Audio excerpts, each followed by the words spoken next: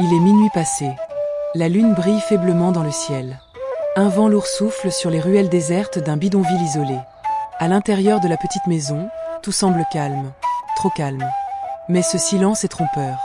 Quelque chose rôde dans l'ombre. Mais ce ne sont pas des aboiements de simples animaux. Non, ce sont des aboiements remplis de terreur, comme s'ils essayaient de repousser des présences invisibles. Les chiens de la famille Ndong, deux animaux apparemment ordinaires, Fela et Kofi, aboient avec une telle intensité, comme si leur vie en dépendait. Leurs yeux brillent d'une lueur étrange, quelque chose de plus, quelque chose que nous, humains, ne pouvons pas voir. Chaque nuit, depuis plusieurs semaines, ces aboiements résonnent dans le quartier, brisant le calme de la nuit, effrayant les voisins, mais personne ne sait pourquoi. Les habitants murmurent que ce n'est pas un simple bruit, que les chiens voient ce que les humains ne peuvent pas voir. La famille Ndong vit dans la peur. À chaque coucher du soleil, une sensation étrange envahit la maison.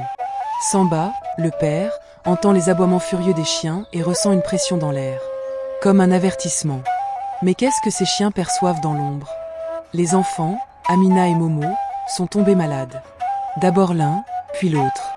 Les fièvres montent, leur corps se vide de leur énergie. Aïcha, la mère, veille sur eux sans relâche, mais même elle commence à ressentir un poids, comme si quelque chose d'invisible la poussait vers la fatigue. Ce n'est pas une maladie ordinaire. Quelque chose d'autre se cache dans l'air, une force malveillante qui semble se répandre à travers la maison, une force que seuls les chiens semblent percevoir. Chaque nuit, ils aboient, comme pour repousser quelque chose. Ou quelqu'un. Le bruit d'une porte qui grince, des bruits mystérieux autour de la maison. Mais qui sont ces forces invisibles? Des rumeurs circulent dans le quartier. Des rumeurs qui disent que les sorciers, sous forme d'esprits, rôdent la nuit. Que chaque objet laissé à l'extérieur devient une porte d'entrée pour ces forces sombres. Les chaussures posées devant la porte, les habits qui sèchent sur la corde à linge. Tous sont des relais pour les malédictions. Les sorciers les utilisent pour répandre le malheur et la souffrance. Mais pourquoi ces chiens aboient-ils ainsi? Pourquoi eux? Ce que ces chiens voient, c'est au-delà de notre compréhension. Ils voient les esprits, les forces invisibles qui hantent la maison. Ils voient ceux que nous ne pouvons pas voir.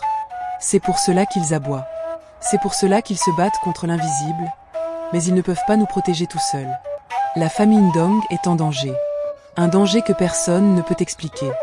Et cette nuit, Samba va devoir prendre une décision qui changera tout. Que vont-ils découvrir dans l'obscurité? Et qui sont vraiment ces forces invisibles qui se cachent dans l'ombre? La nuit dernière, les chiens de la famille Ndong ont aboyé plus fort que jamais. Comme si quelque chose, ou quelqu'un, les poussait à hurler, inquiets, effrayés. Mais les aboiements ne sont que le début d'un mystère. Un mystère qui va plonger la famille dans une peur indescriptible. Ce soir, les malheurs s'intensifient. Amina et Momo, les enfants, sont toujours malades.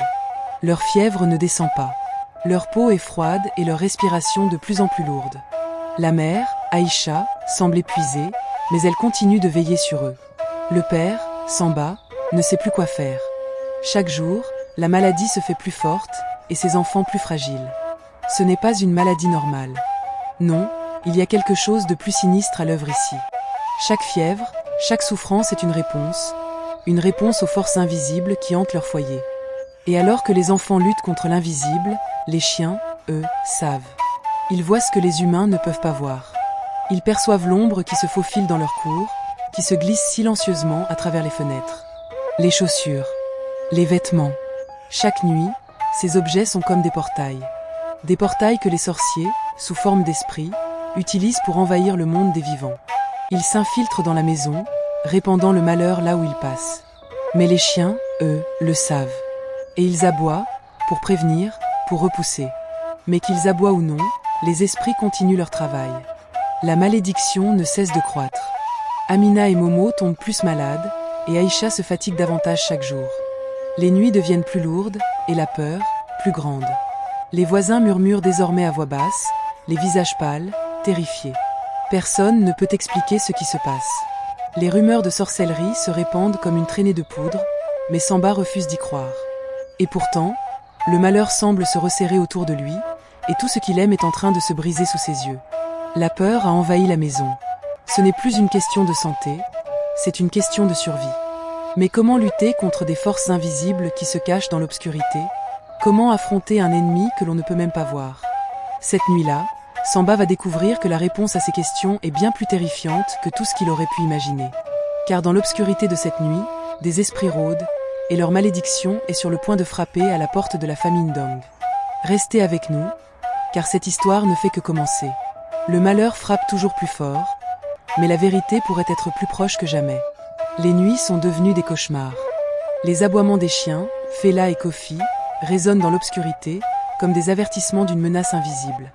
La famille Ndong, prise au piège de forces maléfiques, est au bord du gouffre. Les enfants souffrent de plus en plus, la fièvre brûle leur corps, et la mère, Aïcha, vacille sous le poids de l'épuisement. Mais ce soir-là, dans le profond désespoir de Samba, une lueur d'espoir se cache dans l'obscurité. Un vieux sage, un traditionnaliste du village, pourrait détenir la clé de la survie. Mais ce que Samba ne sait pas encore, c'est que le chemin qu'il s'apprête à prendre pourrait le mener plus loin dans l'obscurité qu'il ne l'imagine. En entendant les rumeurs des voisins, Samba se souvient d'un nom. Un nom qu'il n'a jamais vraiment pris au sérieux. Kpobe. Un homme dont la réputation fait trembler même les plus courageux. Un traditionnaliste connu pour ses connaissances mystiques, pour sa capacité à repousser les mauvais esprits, à rompre les malédictions. Mais à quel prix? Quand Samba entre dans la petite hutte de Kapoubi, il est frappé par l'atmosphère étrange qui y règne. L'air est lourd, chargé d'une odeur d'herbe sèche et de mysticisme. Les murs sont tapissés de symboles anciens, et l'espace semble s'étirer à l'infini. Kapoubi se lève lentement, son regard traversant celui de Samba comme s'il lisait son âme. Tu cherches une solution, mon fils, mais tu ne sais pas encore ce que tu risques. La malédiction qui pèse sur ta famille n'est pas une simple épreuve. Elle vient des ténèbres. Les sorciers que tu cherches à combattre sont plus proches que tu ne le penses. Ils se cachent dans l'obscurité, et ils ne sont pas seuls. Le mystère se fait de plus en plus lourd autour de Samba. Les paroles de Kapoubi le frappent, mais il est aussi pris de terreur. Comment lutter contre quelque chose qu'il ne peut même pas voir? Contre des esprits qui entrent et sortent de sa maison sans laisser de traces? Les esprits que tu combats sont puissants. Ils se nourrissent des faiblesses humaines, du désespoir. Mais toi, tu possèdes quelque chose que les sorciers ne peuvent pas prévoir, la loyauté de tes chiens. Ils te protègent, mais ils ont besoin de toi. Les larmes de tes chiens, Fela et Kofi. Ces larmes ont le pouvoir de t'ouvrir les yeux, de te permettre de voir ce que tu ne peux pas voir. Il te faut les appliquer sur tes pupilles et ton visage. Ce sera douloureux, mais c'est la seule façon de réveiller la vision que tu cherches. Les instructions sont claires, mais le prix à payer est incertain. Les larmes de Fela et Kofi, des larmes sacrées, mais aussi une partie de leur essence mystique. Samba se demande s'il est prêt à risquer son âme pour sauver sa famille. Un frisson glacé traverse son corps. À l'instant où les larmes entrent en contact avec sa peau, une énergie étrange envahit Samba. Il ouvre les yeux, et le monde autour de lui change instantanément. Ce qui était autrefois invisible, devient maintenant visible. Il voit des ombres, des silhouettes translucides, des formes qui se déplacent lentement, comme des fantômes. Les esprits des sorciers, ils sont là, juste devant lui. Et dans l'obscurité de la nuit, il comprend enfin. Ce qu'il croyait être des aboiements sans raison, était un appel à l'aide. Les chiens n'aboient pas sans raison. Ils voient ce que les humains ne peuvent pas voir. Ils protègent. Mais à quel prix? Ce n'est que le début. Mais ce que Samba va découvrir cette nuit-là pourrait bien le changer à jamais. Les sorciers, les esprits, et la vérité derrière la malédiction. Tout va s'entrelacer dans une lutte mystique que lui seul pourra affronter. Restez avec nous, car cette nuit, Samba va affronter plus que des esprits. Il va affronter le cœur même de la malédiction. La nuit est tombée sur le bidonville, mais quelque chose d'encore plus sombre s'étend au-delà de la simple obscurité. Samba, les yeux maintenant ouverts à la vérité, voit ce que ses chiens ont toujours vu. Les esprits des sorciers, invisibles pour les humains, se déplacent parmi les ombres. Et ils sont venus pour sa famille. Les larmes des chiens ont éveillé en lui un pouvoir ancien, une vision qui lui permet de percevoir les êtres invisibles. Ce qu'il voit maintenant dépasse l'entendement. Des formes vaporeuses et spectrales se glissent à travers la cour, des créatures tordues par la malice. Les sorciers, sous forme d'esprits, se faufilent entre les objets, prêts à répandre leur malheur. Les chiens aboient, non pas pour effrayer, mais pour prévenir. Ce ne sont pas de simples aboiements. Ce sont des appels à la bataille. Fela et Kofi voient la menace, ils la sentent. Et maintenant, Samba doit affronter cette même menace. Le traditionnaliste Kapoubi lui a donné un remède, une arme à base de plantes anciennes, capable de repousser les forces du mal. Samba sait que cette nuit, il devra se battre, non seulement pour sa famille, mais aussi pour sa propre âme. Les chiens ne cessent d'aboyer, leur rage incommensurable. Mais Samba doit agir maintenant. Ses yeux brillent d'une détermination nouvelle. Ce n'est plus une simple vengeance ou une recherche de justice.